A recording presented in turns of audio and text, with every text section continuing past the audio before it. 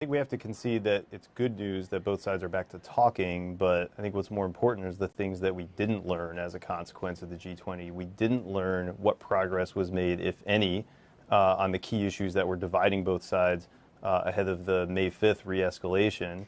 And so this is now the third time by our count in the last year or so that this conflict has been going on, that there's been some type of pause. And the last two times ended in escalation because crossing those differences is really, really difficult. So to us, the key takeaway is that there's no credible path at the moment, anyway, that we know of that can make those tariffs come off anytime soon. Right. The existing tariffs are still putting a fair amount of pressure on the economy, and there's still a lingering threat in the backdrop of the next round of tariffs going on. But so the existing tariffs are already priced in, for better or worse. My question to you is, does it matter what happens in terms of getting to a final deal now on the trade talks? All that will ultimately matter to the markets is, does the president come out tomorrow with another tweet that says, if we don't have a deal in 6 months or 12 months or have you, those tariffs are going up again? Because absent some kind of threat like that, then we're in a status quo situation where why does the final outcome even matter?